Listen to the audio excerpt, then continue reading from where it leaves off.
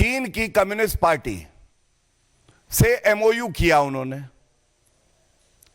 हर बार यह सवाल उठा कि इस एमओयू में क्या लिखा है, आज तक बताया नहीं। विदेशी ताकत के साथ हैं, भारत को कमजोर करेंगे। और इसके साथ मैं जोड़ दूं, अभी 2 दिन पहले जॉर्ज सोरोस अंकल की बात तो हो गई, एक सैम पिट्रोडा अंकल हैं। सैम अंकल ने कहा चीन हमारा दुश्मन नहीं है, चीन तो बहुत अच्छा है, कमी तो भारत में ही है, यही उनका कहना था। और ये सैम अंकल केवल तभी बोलते हैं जब राहुल गांधी इशारा करते हैं। तो देखिए किस तरह से जॉर्ज सोरोस, इलान ओमर, उसके बाद चीन के साथ एमओयू, और फिर चीन अच्छा है, हमारा शत्रु नहीं है। ये कड़ी जुड़ती चली जा रही है। विदेशी ताकतों को कौन एक्टिवेट कर रहा है? एक ही गद्दार है ये गद्दार राहुल गांधी। इसके बाद एक और तथ्य बहुत महत्वपूर्ण है।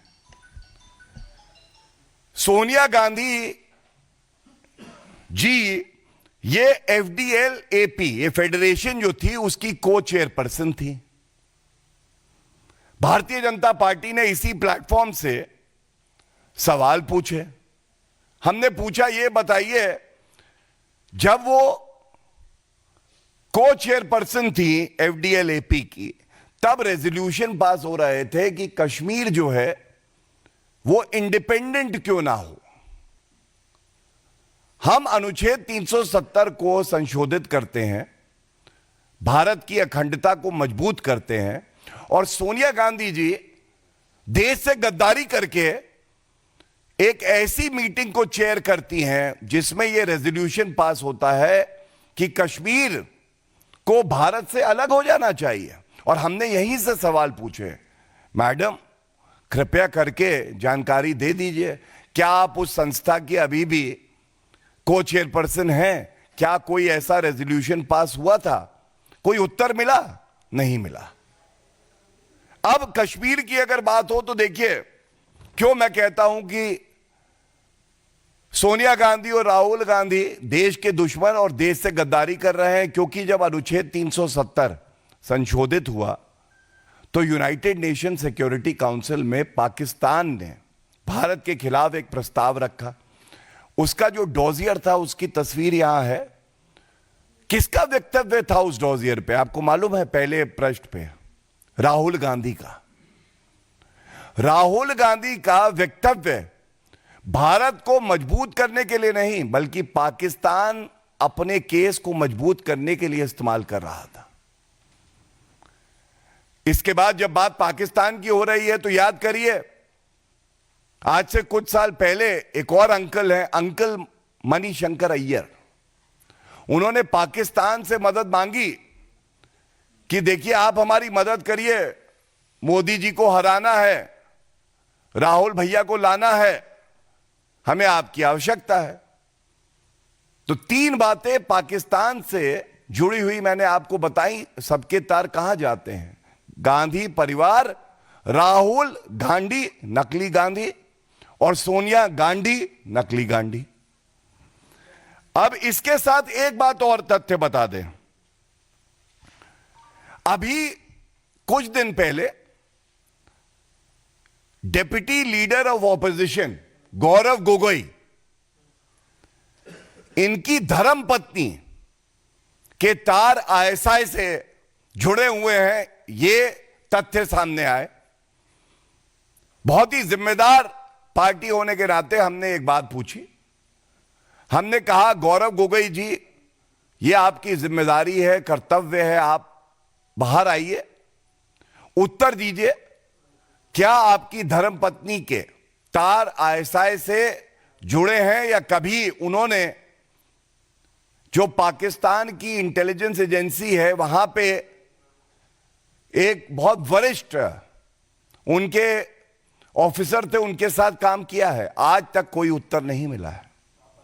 तो अगर मैं सारांश दूं आपको, क्यों कहा जा रहा है भारत के दुश्मनों के साथ कांग्रेस का हाथ, पहला जॉर्ज सोरेस अंकल, उसके बाद एमओयू कांग्रेस का पार्टी टू पार्टी, उसके बाद सैम पिट्रोडा का यह कहना कि चीन हमारा दुश्मन नहीं दोस्त है, फिर सोनिया गांधी का एफडीएल एपी का को चेयरपर्सन होना, उसके बाद गौरव गोगोई की धर्मपत्नी के बारे में जो तथ्य सामने आए, राहुल गांधी का इल्हान उमर से मिलना और मणिशंकर अय्यर का पाकिस्तान से मदद मांगना।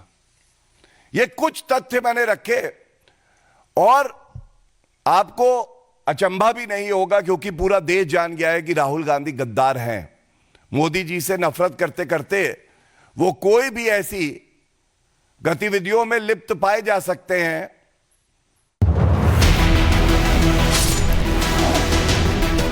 उस पे हम लोगों ने मुकदमे किए हैं और लोगों के आइडेंटिफाई कर रहे हैं और हम उनके विरुद्ध कठोर कानूनी कार्रवाई करेंगे।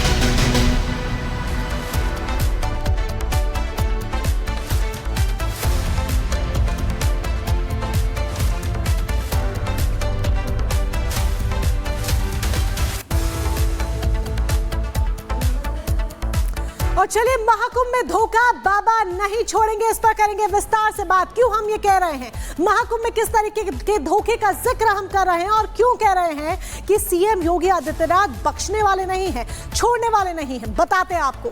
महाकुंभ में महिलाओं के स्नान का वीडियो वायरल करने का ये पूरा मामला है।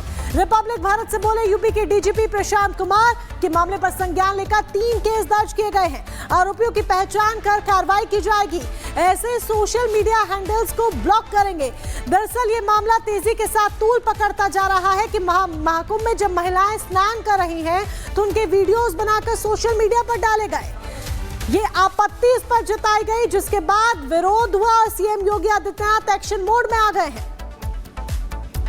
तो CM Yogi Adityanath action mode में आ गए हैं और एक्शन मोड में आते हुए देखिए किस तरीके से कह रहे हैं कि बख्शा नहीं जाएगा। सोशल मीडिया सबसे ज्यादा इंपॉर्टेंट हो जाता है और इस समय नेगेटिव ट्रेल करने की कोशिश की जा रही है।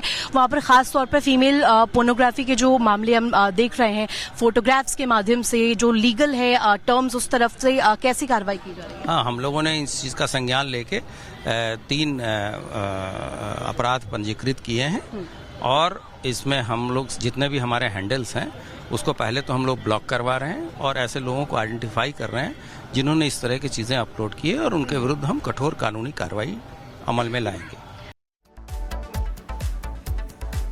और महाकुंभ में महिलाओं के पवित्र स्नान का जो मामला सामने आया, जिस तरीके से सोशल मीडिया पर पोस्ट किए जा रहे थे, उसको लेकर प्रशासन तो अब सख्त मोड अपनाते हुए एक्शन ले ही रहा है। उसके अलावा कई हिदायत अधिकारियों को भी दिए गए हैं। आपको एक रिपोर्ट दिखाते हैं।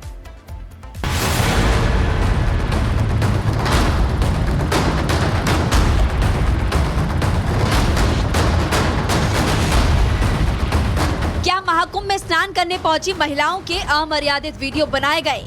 क्या फोटोज खींचे गए और इनको सोशल मीडिया पर अपलोड किया गया? क्या प्रयागराज महाकुंभ में महापाप हुआ? क्या महिलाओं की नीचता में सेंध लगाई गई? ये वो सवाल है जो आज हर कोई पूछ रहा है। महाकुंभ में भव्य स्नान का आयोजन जारी है। 40 दिनों में 58 करोड़ से ज्यादा श्रद्धालु त्रिवेणी में स्नान कर चुके हैं, लेकिन